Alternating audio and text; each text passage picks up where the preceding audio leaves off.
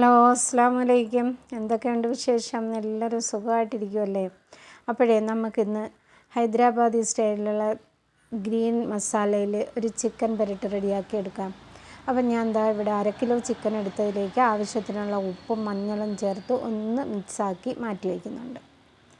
ഇനി ഇതിൽ മഞ്ഞളും ഉപ്പും എല്ലാം ഒന്ന് പിടിച്ച് വരട്ടെ. ആ സമയം കൊണ്ട് നമുക്കിതിൽ പച്ച ഇലകളെല്ലാം ഒന്ന് അരച്ചെടുക്കണം. അതിനായിട്ട് ഞാനിവിടെ മിക്സിയുടെ ചെറിയ ജാറിലോട്ട് ഒരു പിടി മല്ലിയിലയും എരിക്ക് വേണ്ടിയിട്ട് ഒരു 4 പച്ചമുളകും പിന്നെ ഒരു പിടിയിലും താഴെ പുതിനയിലയും കൂടി എടുത്തിട്ടുണ്ട്. ഇനി ഇതിൻ്റെ കൂടെ ഒരു 3 തണ്ട് കറിവേപ്പിലയും കൂടി ചേർത്ത് നമുക്കിതൊന്ന് അരച്ചെടുക്കണം.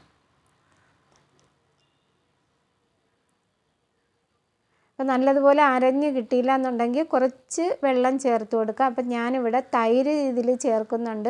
ആ തൈര് ഈ ഇലയിലേക്ക് ചേർത്താണ് നല്ലതുപോലെ അരച്ചെടുക്കുന്നത്.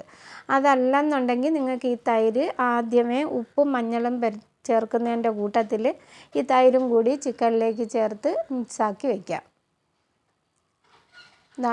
തൈരും ചേർത്ത് നല്ലതുപോലെ ഇത് അരച്ചെടുത്തിട്ടുണ്ട്. അപ്പോൾ വെള്ളം കുറച്ച് മാത്രം ചേർക്കുന്നത് കൊണ്ടാണ് തൈര് ഇലയിലേക്ക് ചേർത്ത് അരച്ചെടുത്തത്. ഇനി ഇത് നമുക്ക് ചിക്കനിലേക്ക് ചേർക്കാം. അതിൻ്റെ കൂടെ ഒരു മുറി നാരങ്ങയുടെ നീരും കൂടി ചേർത്ത് ഒന്ന് മിക്സ് ചെയ്ത് കൊടുക്കാം. ഇങ്ങനെ മിക്സ് ചെയ്തതിന് ശേഷം 1 മണിക്കൂറെങ്കിലും ഈ ചിക്കൻ ഒന്ന് റെസ്റ്റ് ചെയ്യാനായിട്ട് വയ്ക്കണം. ഇനി അതവിടെ ഇരുന്ന് സെറ്റായി വരട്ടെ. നമുക്കിനി സവാള ഒന്ന് അരിഞ്ഞെടുക്കാം. ഞാനിവിടെ മീഡിയം സൈസ് 2 സവാള എടുത്തിട്ട് 1 മുറി സവാള മാറ്റി വെച്ചിട്ടുണ്ട്. അപ്പോൾ മൊത്തത്തിൽ 1.5 സവാളയാണ് ഞാനിവിടെ എടുത്തിരിക്കുന്നത്. പിന്നെ ഒരു കാര്യം, നമ്മൾ ഈ സവാള വഴറ്റിയിട്ട് തന്നെ ആണ് കറി വയ്ക്കുന്നതെന്നുണ്ടെങ്കിൽ 2 സവാളയും എടുക്കാം. ഞാനിവിടെ ഫ്രൈ ചെയ്തിട്ടാണ് ഈ സവാള ചിക്കനിലേക്ക് ചേർക്കുന്നത്. അങ്ങനെയാകുമ്പോൾ ഇതിൻ്റെ കളറിലും ചെറിയൊരു വ്യത്യാസം വരും. ഞാനൊരു പ്രാവശ്യം ഇത് സവാള ഫ്രൈ ചെയ്തിട്ട് ഇങ്ങനെ ഉണ്ടാക്കിയപ്പോൾ ഇവിടെ മക്കൾക്കൊക്കെ നല്ല ഇഷ്ടപ്പെട്ടു. അതുകൊണ്ടാണ് ഇങ്ങനെ ഫ്രൈ ആക്കിയിട്ടെടുക്കുന്നത്.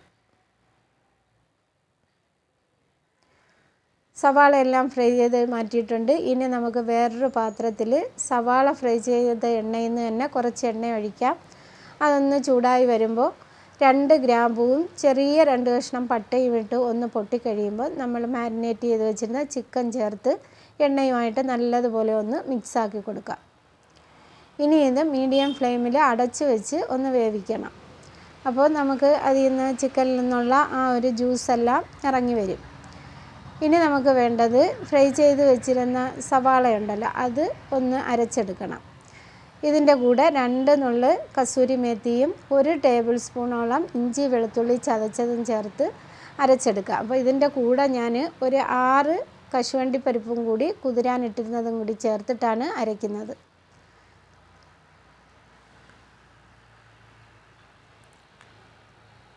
നല്ലതുപോലെ ഇത് പേസ്റ്റ് പരുവത്തിൽ അരച്ചെടുത്തിട്ടുണ്ട്. ഇനി ഇത് നമുക്ക് ചിക്കനിലേക്ക് ചേർത്ത് കൊടുക്കാം. ഇനി ഇതെല്ലാം കൂടി നല്ലതുപോലെ ഒന്ന് മിക്സാക്കി കൊടുക്കാം. അതിനുശേഷം കുറച്ച് വെള്ളം മാത്രം ചേർത്ത് കൊടുക്കാം. ചിക്കൻ വേകുന്നതിന് ആവശ്യത്തിനുള്ള വെള്ളം മാത്രമാണ് ഞാൻ ചേർക്കുന്നത്. അപ്പോൾ ഈ സമയത്ത് നമുക്ക് 1.5 ടീസ്പൂൺ മല്ലിപ്പൊടിയും 1/2 ടീസ്പൂൺ ഗരം മസാലയും കൂടി ചേർത്ത് കൊടുക്കണം. അപ്പോൾ ചിക്കനിൽ നിന്ന് ഇറങ്ങിയ വെള്ളം എല്ലാം ഇവിടെ വറ്റി വന്നിട്ടുണ്ട്. ഈ സമയത്താണ് നമ്മൾ വെള്ളം ചേർത്ത് കൊടുക്കേണ്ടത്.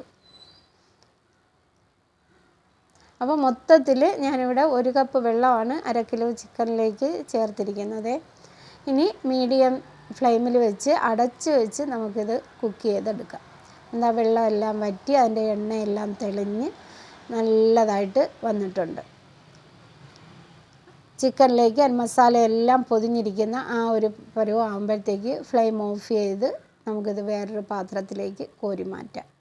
അപ്പോൾ ഈ രീതിയിൽ നിങ്ങളൊന്ന് ചെയ്ത് നോക്കണേ. അടിപൊളി ടേസ്റ്റാണ്. അപ്പോൾ നിങ്ങളിത് ചെയ്ത് നോക്കിയിട്ട് ഇതിൻ്റെ അഭിപ്രായം കമൻ്റായിട്ട് അറിയിക്കണേ. അടുത്തൊരു വീഡിയോ ആയിട്ട് വീണ്ടും വരാം. അസ്സലാമു അലൈക്കും.